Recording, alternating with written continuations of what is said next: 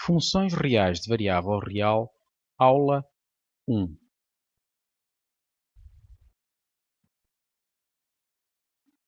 Sumário pré-requisitos. Vamos dar, relativamente ao capítulo de funções reais de variável real, a introdução que consiste em falar das definições elementares, em particular da noção de função, e também nas definições elementares vamos falar das propriedades das funções, falaremos em particular da abordagem gráfica do domínio, contradomínio e injetividade de uma função. Os pré-requisitos necessários para compreender esta aula são ter competências elementares nas áreas de conjuntos, conjuntos numéricos, deverá saber trabalhar com o conjunto R, e referenciais cartesianos em duas dimensões.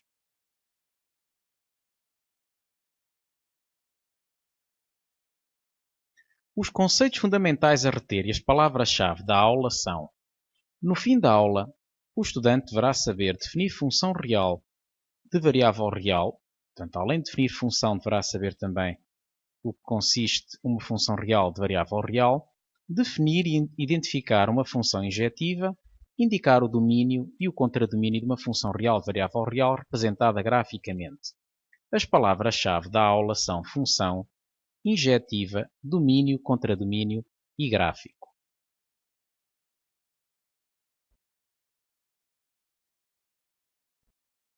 Todos os dias lidamos com variáveis numéricas.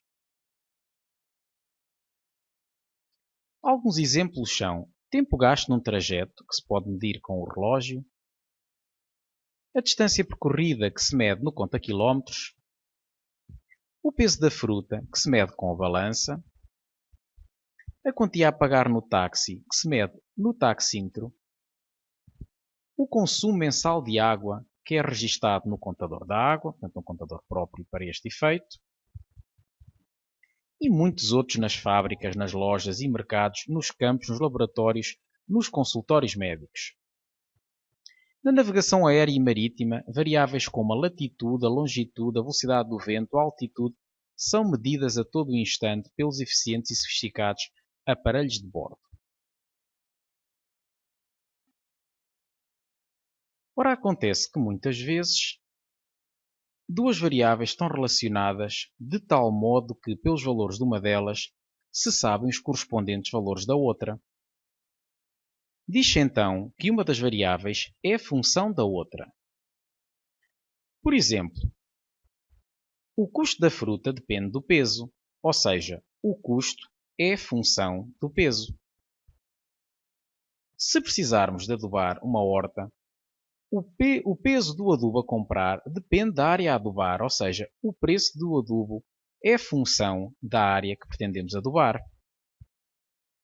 O custo da viagem de táxi depende da distância percorrida, o custo é função da distância. Quando se sobe uma montanha, é sabido que a pressão atmosférica e a temperatura vão baixando à medida que a altitude aumenta. Podemos assim dizer que a pressão atmosférica é função da altitude e a temperatura do ar também é função da altitude. A representação no referencial ortogonal de duas variáveis que se relacionem pode facilitar a compreensão da sua relação.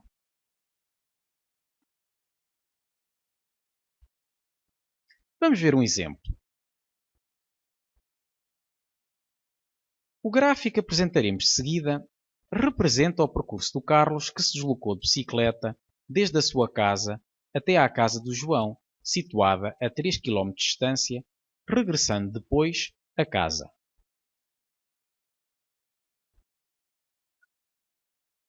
Nesta época estamos a visualizar a distância do Carlos no deslocamento à casa do João desde a sua casa. Temos, portanto, que se encontra a uma distância de 0 km da sua casa, portanto, temos no eixo horizontal representado o tempo em minutos, o tempo da viagem, a distância em quilómetros da casa dele, portanto, o ponto de partida, e à medida que o tempo vai avançando, nós podemos observar que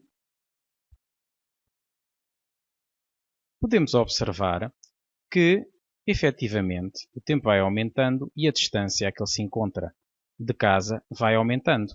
Dá-se aqui o caso do tempo continuar a aumentar e a distância mantém-se e temos, portanto, a determinada altura que o tempo continua a aumentar e a distância mantém-se. Portanto, nesta primeira situação, parece ter havido alguma pausa para descansar. Portanto, se o carro se deslocou de bicicleta, é bem possível que tenha parado algum tempo para descansar. A determinada altura e a 3 km de distância da sua casa, permaneceu à mesma distância durante algum tempo. Parece que 10 minutos, foi dos 20 aos 30 minutos de duração deste episódio e, portanto, a determinada altura, começa a distância de casa a diminuir. Portanto, neste momento estamos a observar uma distância de 2,44 km e sempre a diminuir até que, a determinada altura e ao fim de 50 minutos, essa distância de casa dele fica igual a zero. Portanto, ao fim de 50 minutos acaba, portanto, a viagem. A primeira questão que se coloca é: quantas horas durou o passeio do Carlos? Bom, podemos observar no gráfico a viagem começar no instante t igual a 0 minutos e acabar no instante t igual a 50 minutos, de onde podemos concluir de imediato que o passeio do Carlos durou 50 minutos. Cá temos então 50 minutos. Uma outra questão que se pode colocar é: ao fim de quanto tempo se deu a primeira paragem, a que distância de casa e quanto tempo durou? Observamos que, à medida que o tempo aumenta até o instante t igual a 10, a distância também aumenta, até que chegamos ao instante t igual a 10, e há aqui uma mudança de comportamento na distância, que permanece a mesma durante algum tempo. Parece-nos que a primeira paragem ocorreu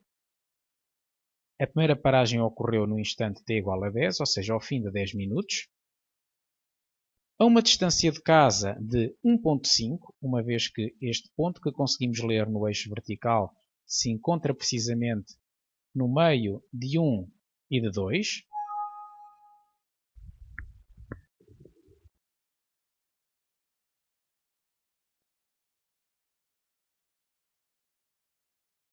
A uma distância de casa de 1,5 km, uma vez que este ponto que conseguimos ler no eixo vertical, no eixo das ordenadas, se encontra precisamente no meio de 1 e de 2 e durou precisamente do instante t igual a 10 até o instante t igual a 15, uma vez que este ponto está precisamente no meio do 10 e do 20. Portanto, entre 10 e 15, entre o instante t igual a 10 e t igual a 15, o Carlos permaneceu parado. Portanto, a paragem durou precisamente 5 minutos.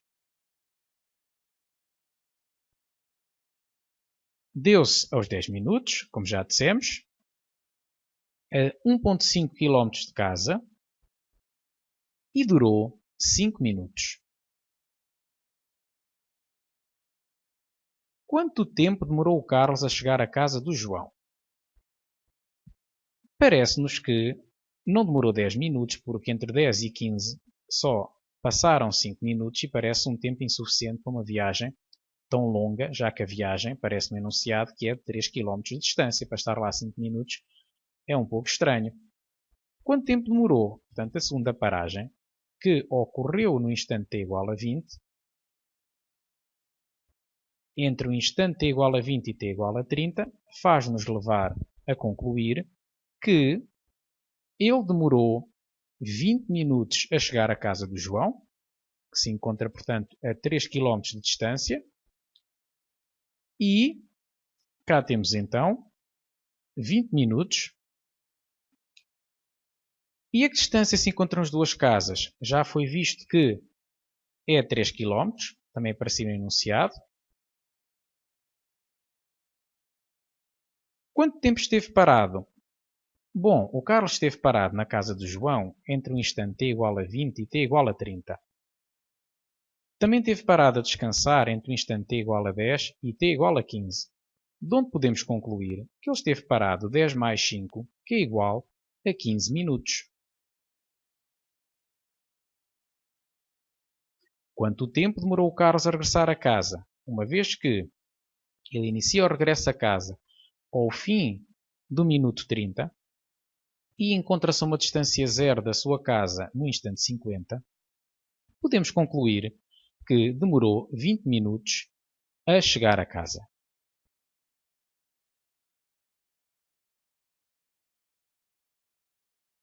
Identifica a variável independente e a variável dependente.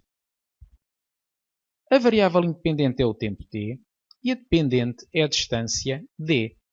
O tempo t em minutos e a distância d em quilómetros. Portanto, a distância a que se encontra o Carlos de casa dele, depende do tempo. Não é o tempo que depende da distância, porque o tempo, quando se começa a contar, neste caso, ele não vai parar por o Carlos parar para descansar ou pelo Carlos parar na casa do João.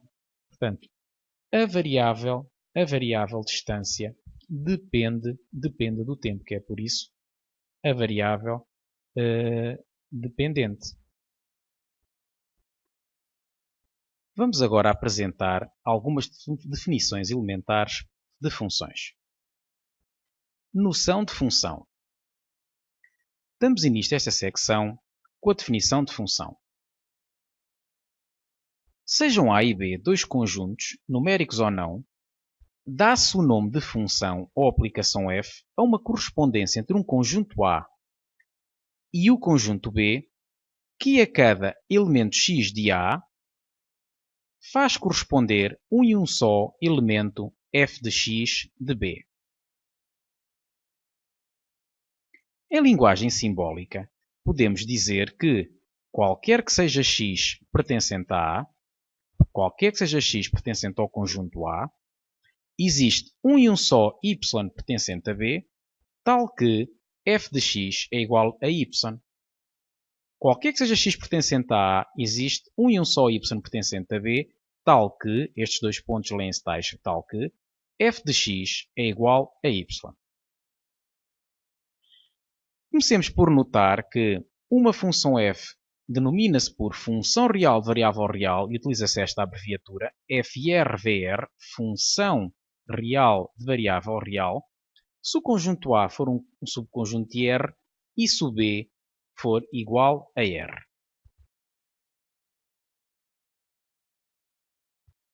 Também é habitual dizer que uma função é uma correspondência unívoca entre dois conjuntos A e B.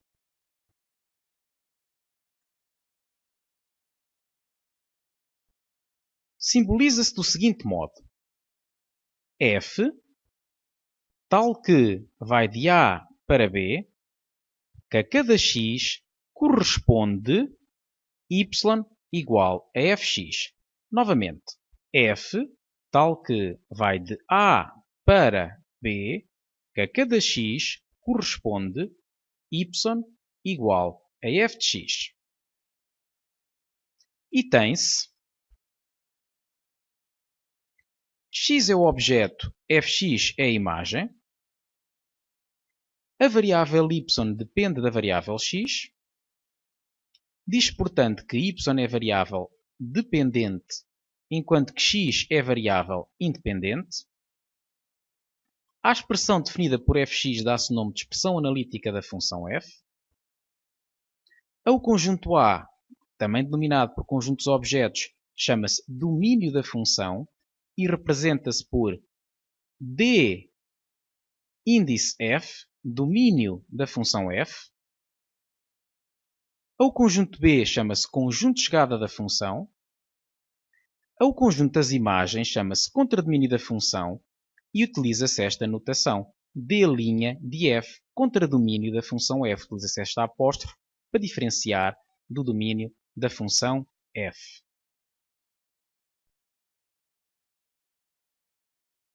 O contradomínio pode ou não coincidir com o conjunto de chegada. Vamos ver alguns exemplos onde isso fique bem ilustrado.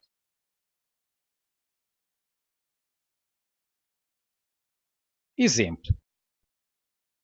Os diagramas sagitais que estamos a visualizar, os 4 diagramas sagitais, que é o nome que tem estas correspondências, que estes gráficos estamos a ver, representam correspondências. F e G definem funções, uma vez que a cada elemento do conjunto de partida corresponde um único elemento do conjunto de chegada.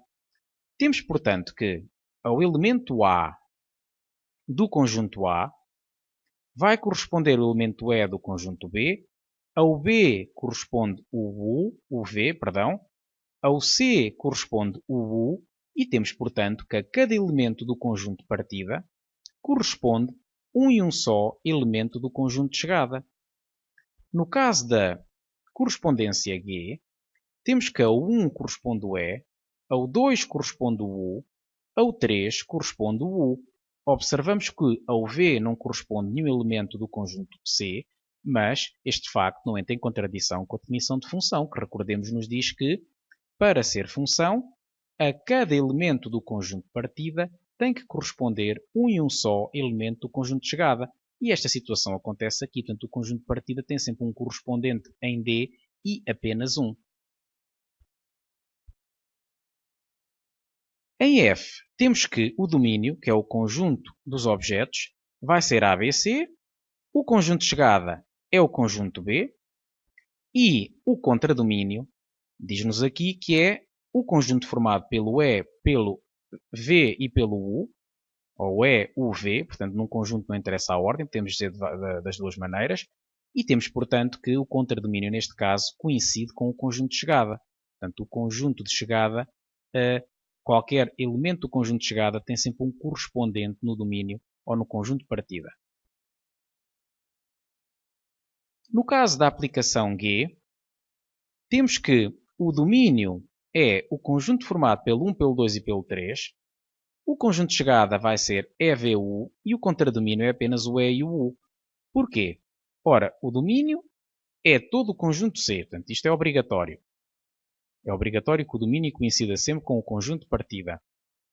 No entanto, o conjunto de chegada é constituído por 3 elementos, pelo E, pelo V e pelo U, e nós observamos que como o V não tem nenhum correspondente no conjunto do domínio, portanto, como o V não é a imagem de nenhum objeto, temos, portanto, que o contradomínio vai se limitar ao E e ao U.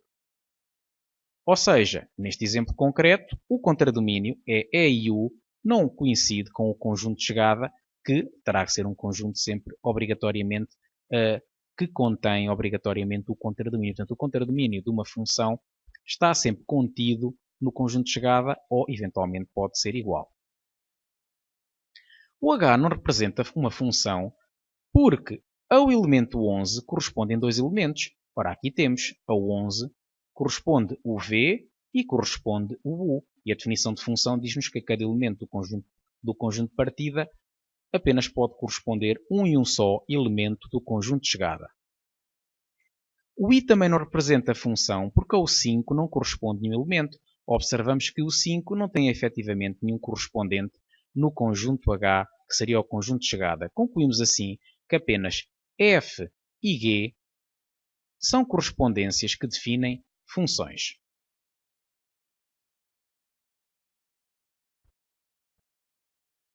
Vamos agora ver algumas propriedades das funções através da abordagem gráfica. Comecemos com o conceito de injetividade.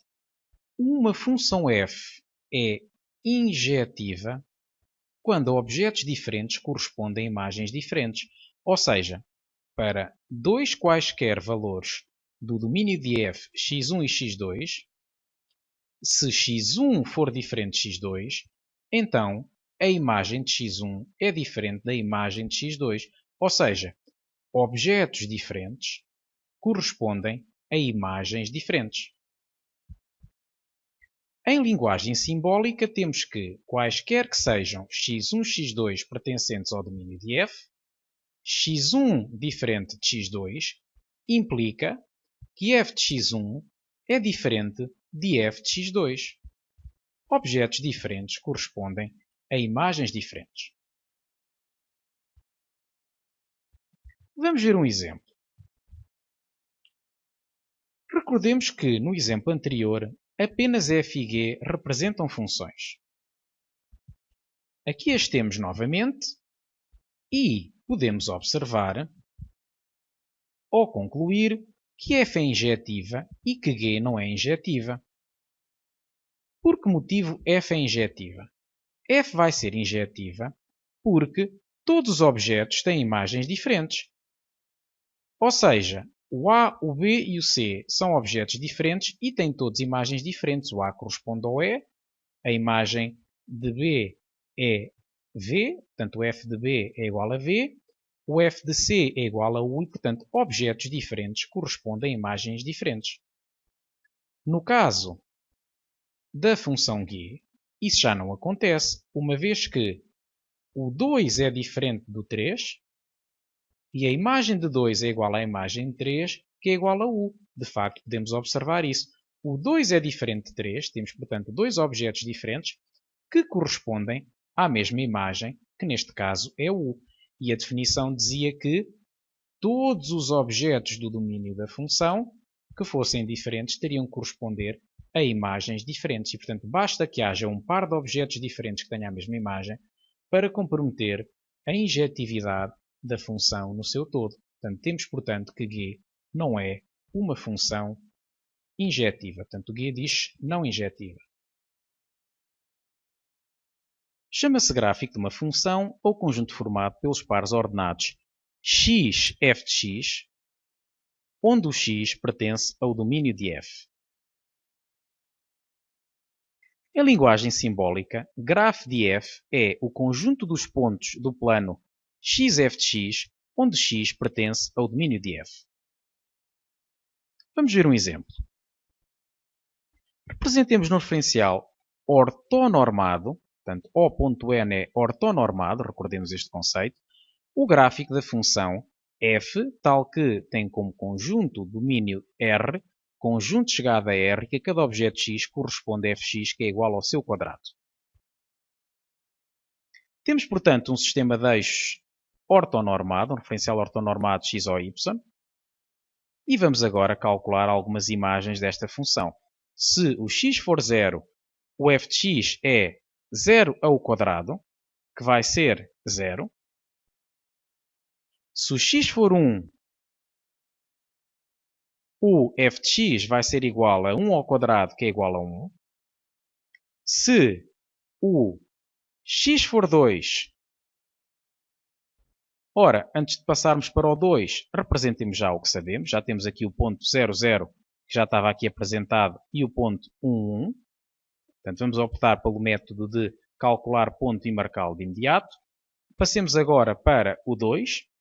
2 ao quadrado dá 4. Conduz-nos, portanto, ao ponto que acabamos de visualizar, ao 2, 4. Menos 1. O objeto menos 1, o seu quadrado é menos 1 ao quadrado, que dá 1. E ficamos, portanto, com o ponto menos 1, 1. A imagem do objeto menos 2 vai ser menos 2 ao quadrado, que é igual a 4. E dá, portanto, origem ao ponto menos 2, 4. E assim por diante. Se unirmos estes pontos todos e outros que calculássemos, eles estariam todos alinhados nesta curva representada a azul.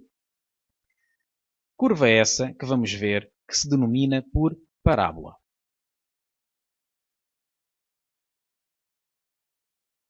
Podemos construir com as imagens de f calculadas na linha anterior uma tabela. Aqui a temos. Com os pontos todos que calculamos, a imagem do objeto menos 2 é 4, a do menos 1 é 1, a do 0 é 0, seria 0 ao quadrado, a do 1 é 1 ao quadrado, que é 1, e a do 2 é 4. De uma forma geral, uma função pode ser definida através de um diagrama. Portanto, vimos, por exemplo, o diagrama sagital, uma tabela de valores, que é a que estamos a ver no topo desta página, uma expressão algébrica, por exemplo, fx igual a x ao quadrado, ou também um gráfico. Um gráfico também define, naturalmente, uma função.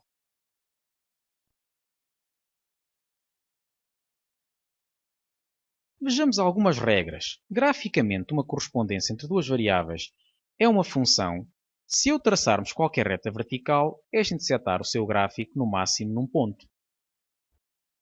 Graficamente, uma função é injetiva se toda a reta horizontal intersetar o seu gráfico em apenas um ponto. Ou seja, no caso de ser função, é a reta vertical. No caso de ser função injetiva, é uma reta horizontal. Vamos ver um exemplo. Temos, portanto, aqui dois gráficos.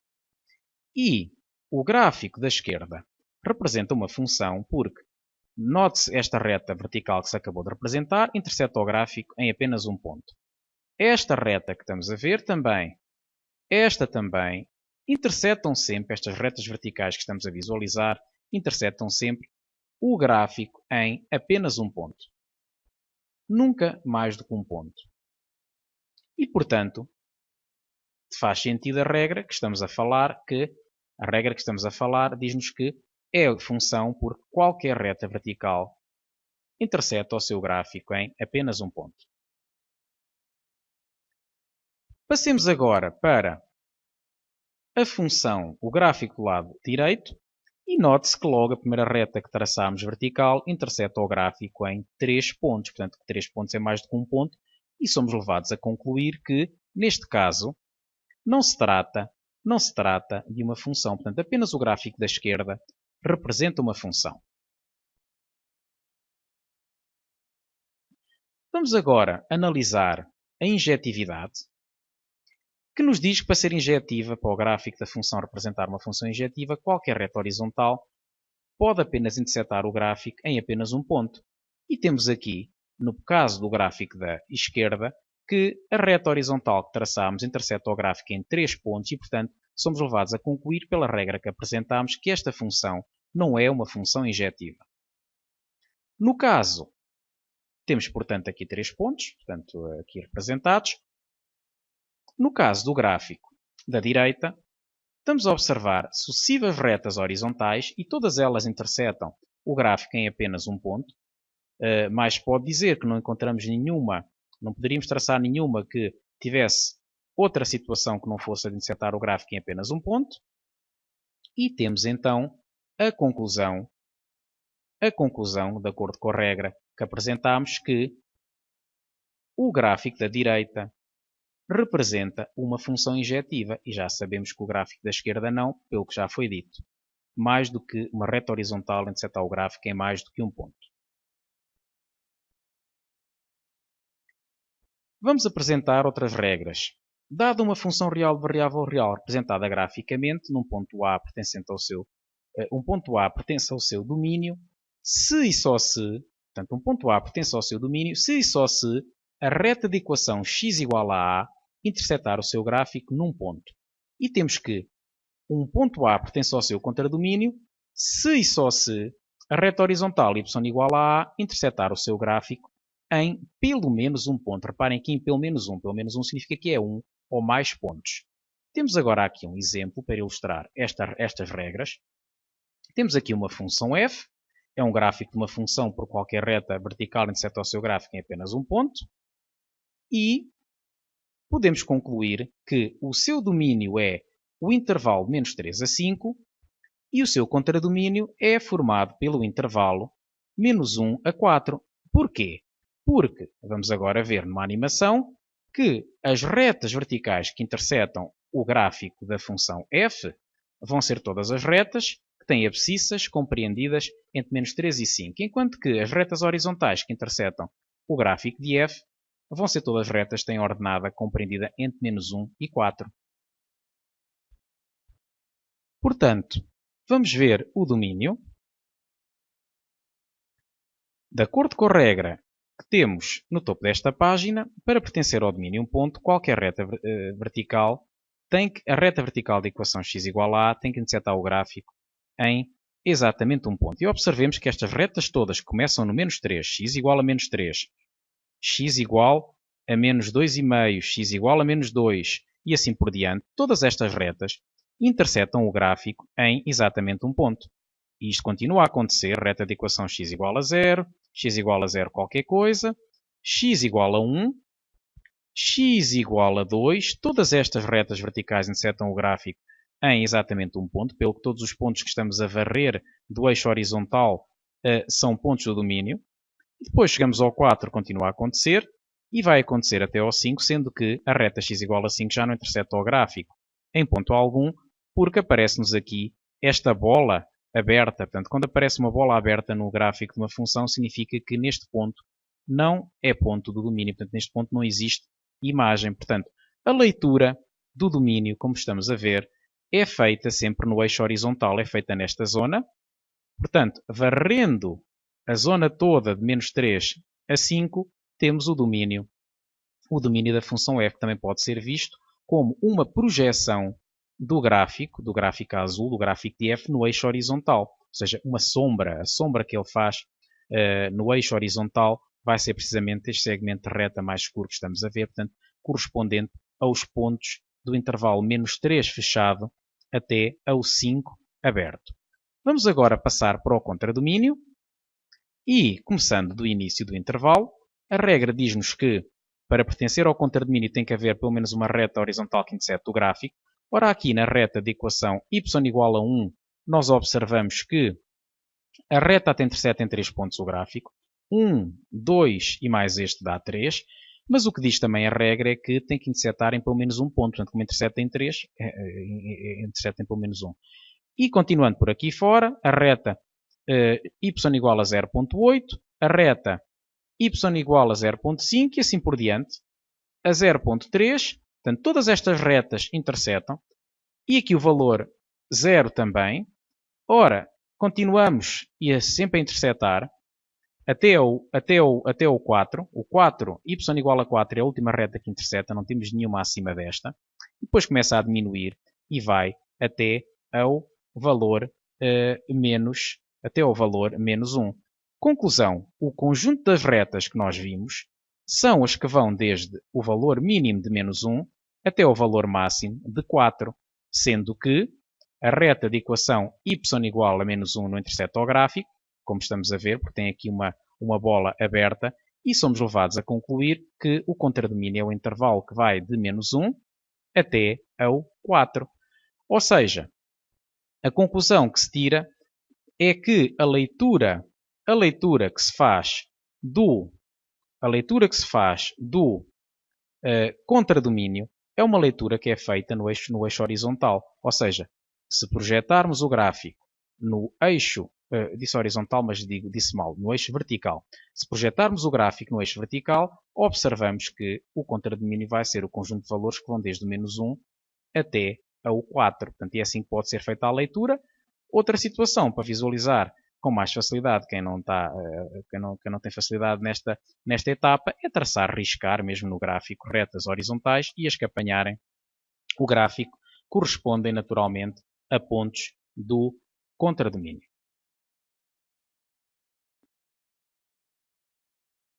Próxima tarefa. Recomendamos que pratique estes conhecimentos resolvendo a parte das fichas de funções reais de variável real correspondente a funções reais de variável real, aula 1. Pode encontrar diversos exercícios onde pode praticar estes conceitos todos desta primeira aula. Deixamos aqui alguma bibliografia utilizada na realização deste trabalho.